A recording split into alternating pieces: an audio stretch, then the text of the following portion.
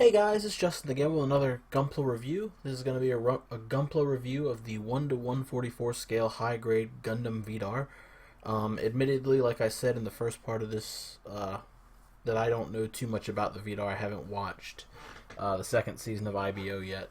But I wanted to pick this guy up because he looks really, really cool. I like the pistols, I like the sword. He just looks really, really, really mean. And this is another kit this is a kit from WizardsTowerGames.com. This was sent to me by them, so go check them out. They've got really good prices on their kits.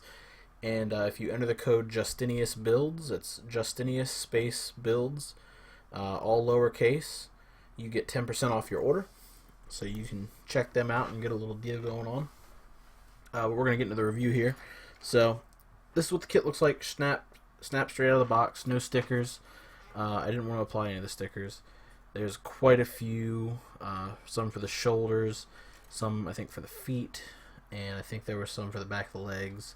Red stripes for the skirt armor, and I think that's the Ahab reactor on the back. I'm not sure what these cream colored stickers are for. I didn't really pay much attention. Obviously eye stickers, but you get a ton of them. I don't use stickers. I'm going to paint this guy. I didn't feel like putting stickers on it and taking them off like 10 minutes later. Because I'm going to be painting this guy eventually. The goal here is to paint him in the same style that I painted this kit. So he was hand brushed. But again, we're not going to worry about that right now. We're going to focus on this. So this is the Vidar kit as it appears out of box, no stickers, nothing, no lining or anything fancy done to it. You get a rapier. You get, I guess this is like a machine gun. You get two pistols. And a first that I've seen for an IBO kit anyway, or well in the high grades anyway. You get two sets of hands. They're pretty much identical. The only difference is these have bent wrists. So if you want to use the sword like kind of sticking out, you can do that, and I'll demonstrate all that later. So he looks really cool, all on his own, just kind of standing. Not the best color separation going on. There's a couple parts that could have used a little bit better color separation. There's big stickers that go on the shoulders and on the legs, but I know Bandai likes to keep the parts count down to keep the price point within a reasonable range. I can accept that. What I cannot accept, however, are these massive hollows on the back sides of these pieces. I do not like these. They're such a pain to fill and fix. But again, keeping things within a price point, I guess certain corners got to be cut, despite the fact that you're using the same frame over and over again. Articulation. On the head, we have your standard high-grade double ball joint on the polycap. It moves back and forth. You get like the little bit of the chicken neck thing going on. You can actually bend the head like 45 degrees down. It's pretty ridiculous. And up just as high. The neck range on this thing is really good. So if you're into like making sure your head is in a good spot, this is the kit. You get a full 360. The waist, you get again the standard IBO kind of waist. There's a joint here and a joint down here, and those work in conjunction with all. You get a pretty good forward bend until the polycap comes out, but backward not so much. Actually almost none. Arms can do a 360. You gotta kind of maneuver them a little bit because of the side skirts and the backpack, but it does work. Shoulder armor is on that typical joint that all IBO armors have.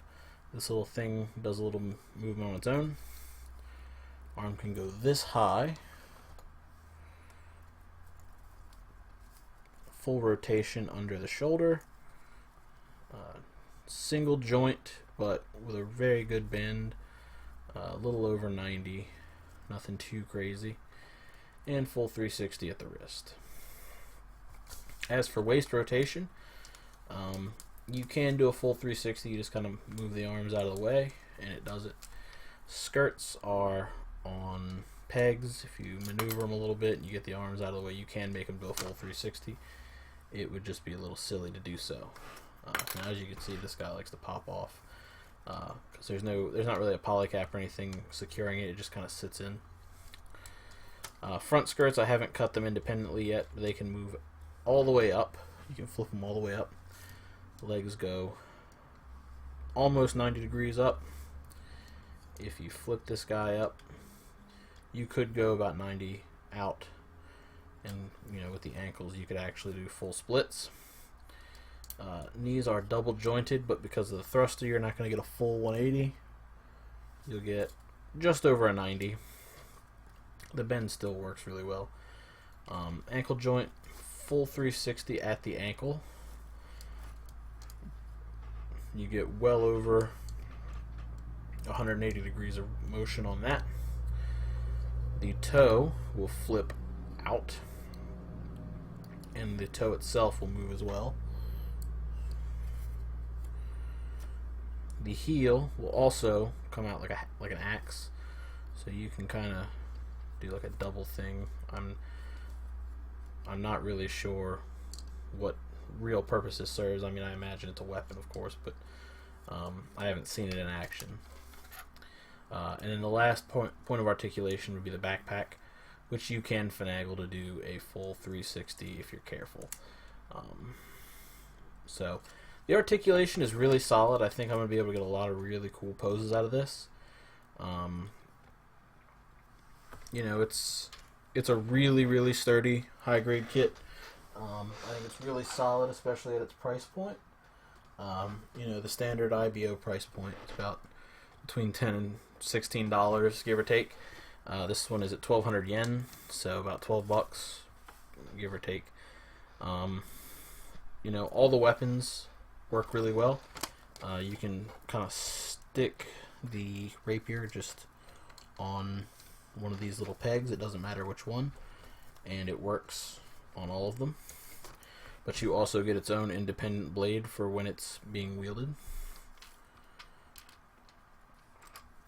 And then you can even kind of, this is what I assume these wrists are for anyway, is kind of doing the like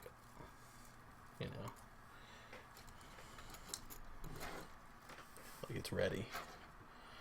So really, really solid. I love the articulation. I love the blue that it's molded in. It's not your typical like dark blue that you see a lot of other kits, like the Efreet molded in. Typically kits are molded in darker, more intimidating colors.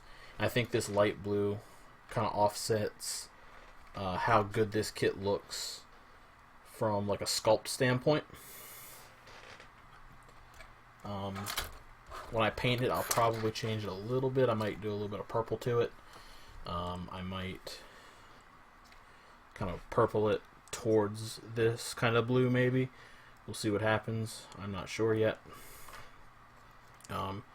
But I am very impressed. He functions just as well as I expected him to, and in a few areas even better. Like I said, the extra hands are really nice. The arms are pretty much the same as every IBO kit, but the legs work really well. I really like the feet gimmick. I didn't know that until after I bought it, after I got it in and saw it on the box. Had no idea that it did that. Only gripe is I wish that these things moved. Like, that'd be really cool if these could open and close. I'm sure it'd be easy to mod and do, but I don't think it's really worth cutting all this open and doing all that. Some weird assemblies as far as these guys are concerned. And it's not weird in like a bad way, it's just really a strange design choice. Because with most high grades, this part would be completely hollow, and it sort of is, but they actually included